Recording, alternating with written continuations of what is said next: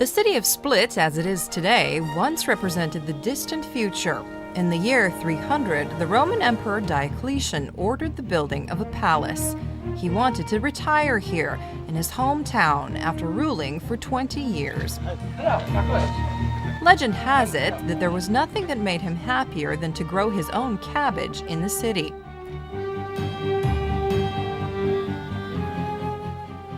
In the cellars beneath the peristyle, slaves prepared his favorite meal. The group's imagination was further fueled when a marble table was discovered and exhibited at the palace. It was most likely used for the preparation of food and was dubbed mensa. The former students have been inseparable since their high school days. They've written books, but they've never written a word about food. They started their search out of pure curiosity. First, they did their research at the Archaeological Museum.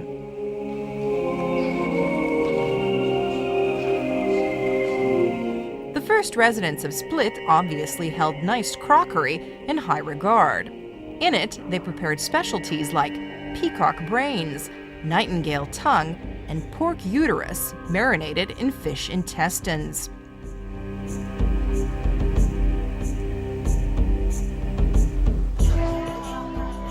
You cannot find any of this at the market today. On the other hand, some of the ingredients would arrive in the area quite a bit later from the New World. Some were shunned by delicate patrician palates. Luckily, quite a few have remained the same over the centuries.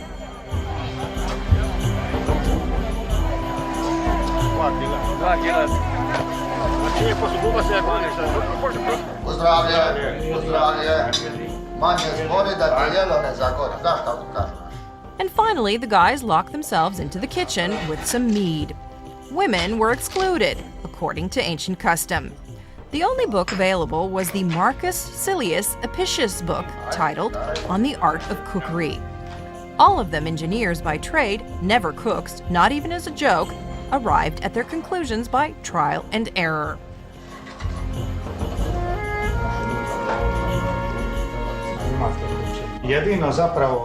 The only thing we couldn't eat was ox's tail. It was too tough. Little by little, they were down to some 50 dishes suitable to modern tastes. We were having fun not only with the Roman cuisine, but also culture and language. We did a bit of translation, and we enjoyed it. And here is the result: what the first residents of Split ate in both Latin and Croatian. Apart from organizing a tasting of their research items, they gave to their friends all 77 copies of the book that they printed at their own cost. At the start of this adventure, there were 5 of them. The author of the funny illustrations, Milorad Kresic, has sadly passed away. Đorđe Velimirović is currently working in Africa. They're being remembered today as their friends drink in their honor at Diocletian's palace. Mensa was filled with unusual delicacies plucked from oblivion. And according to the Latin proverb, it is necessary to start ab ovo, from the egg. The fish pâté with sultanas is really nice. Bonito, a type of mackerel in a fragrant sauce. Numidium, chicken with pine nuts. Pear pâté. And of course, the emperor's cabbage. And all this accompanied by verse. Varro said of the onion, must be cooked in a lot of water. That is mostly for those who are sailing towards the estuary of Venus.